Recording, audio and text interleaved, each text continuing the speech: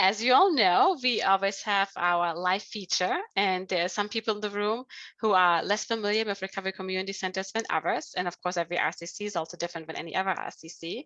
So we always want to give a glimpse, a view into what it is like when somebody walks through the door of a particular RCC. With us today are Ms. Heather Rodriguez and Mr. Brandon George from the Indiana Addictions Issues Coalition, and they're going to give us a live feature. So I'll turn it over to you guys, Heather and Brandon. Thank you, and thank you for inviting us to present a little bit about our RCC. And I'm just going to kind of stick with the talking points that I was provided by Bettina and team. And so, as mentioned, I'm Heather Rodriguez. I'm the Manager of Recovery Community Development with Indiana Addictions Issues Coalition, which is a statewide RCO. I'm also the Director of the Indiana Recovery Network, which is a statewide organization, and we oversee a regional recovery hub program that consists of 20 recovery organizations, many of which are located in rural communities. So we certainly have a lot of information and experience working through RCCs in rural areas in our state. And so for us and our RCC, we are located in Indianapolis, Indiana. So obviously that's an urban environment. We were slated to open our RCC in 2020. However, that was delayed due to COVID, as y'all can imagine. But that actually provided us an opportunity to do some kind of remodeling and really kind of get a vision for what we wanted our space to be. And then so we were able to open our doors finally in July of 2021. And so one of the questions was, who do we serve? Well, we like to think of ourselves as a no barrier drop-in center, meaning that we do not have any membership requirements. There are no expectations from any folks that come into our doors. We just want to provide a safe space for folks who are in or seeking recovery at any stage of change that they're in. A lot of the individuals that we see being located in pretty much downtown Indianapolis are individuals who are experiencing homelessness. We get a lot of folks that have co-occurring concerns. A lot of folks in the reentry population, and then just anyone in between. So we really are just open to anyone who wants to come in and get connected with recovery supports and services. We are open currently Tuesday through Thursday from 9 a.m. to 5 p.m.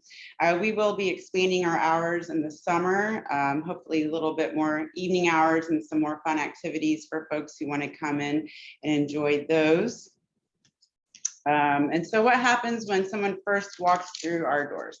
Well, the first thing that we have is we really try to be mindful about the types of things that we hang on our walls. Is it representative of multiple cultures and things like that, and really inviting to let people know that everybody is welcome here. And then also being mindful of the language that we use, and so no stigmatizing language, things of that nature, of course. Then we have a resource table. So that's also the first thing people see. And that consists of a wide variety of resources. So anything from, where folks can go to get connected to food, transportation, housing, mental health or substance use treatment, and transportation, just a wide variety of things, as well as we like to connect people to other RCCs in our area because, we're all on the same side trying to help people help themselves. And so we want to share information about our community partners that are also in existence in this space. Then we have a front desk located in our lobby where we always have a team member who's posted up there to just welcome and greet people, make them feel, like at home. We offer light snacks, coffee, water, and just let folks know, help yourselves to whatever it is you need. Sometimes people just like to come in and just have a nice quiet space to be, right? Especially in the colder months here in Indiana. As mentioned, we have some unhoused folks that like to come in and they just like to have a warm space. Maybe they might close their eyes for a few minutes, and that's okay. Like, we're here for them, whatever they need. So we do that, or we'll provide one-on-one recovery coaching sessions. We have a couple of groups that run, so it's really whatever folks want. We also have a kiddie area. So we have a space for if somebody wants to come in, have an individual session, attend a group. Maybe they don't have childcare. One of us will pitch in, hang out with the kiddo, do whatever, so the guardian can still have that connection. Again, decreasing that barrier to access, right? And so I am located in our center right now in our space that we have affectionately called Da Vinci's Den, which is named after a true pioneer in the recovery movement here in our city. He was just an awesome, awesome person, really championed for folks in reentry population and underserved and marginalized communities here in Indianapolis. Sadly, we lost him due to COVID in 2020, and we thought this would be a great way to honor his memory. So getting a little in the feelings, but that's where I'm at right now. And so as you can see behind me, we have a community computer space with a printer so folks can come in. They can apply for different social service programs, check their email, whatever they need, go at it, just, you know, nothing funky. We have a PlayStation, TV, games, coloring books, all that kind of stuff. And so sometimes folks come in, maybe they want to hang out and just play cards or something like that. We'll do that with them too, whatever they need. Let me get on track here. Okay. And then, so what do I love about our center? And Brandon can chime in too.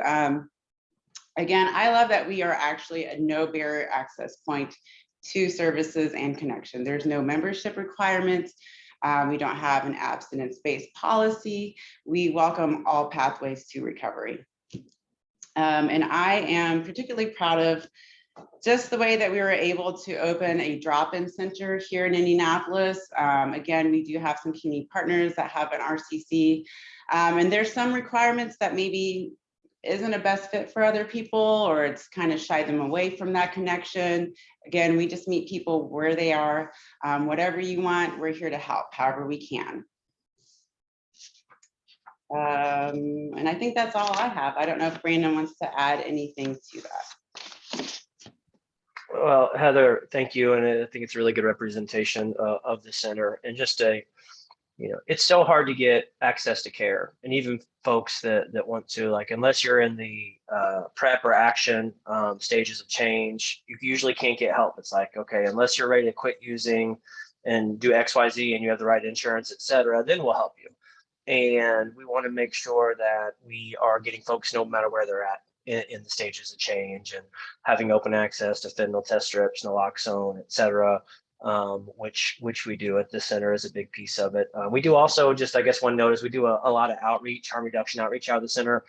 We serve kind of as the hub. We make hundreds and hundreds of backpacks with Narcan, socks, water bottles, et cetera, that we give to all the RCOs around the state and RCCs around the state. They come and get them, and we do outreach teams to do that, especially in high overdose spots. So it's neat. It's neat to see this field grow. We're glad to play just a really, really small piece of it. And so we appreciate the invite.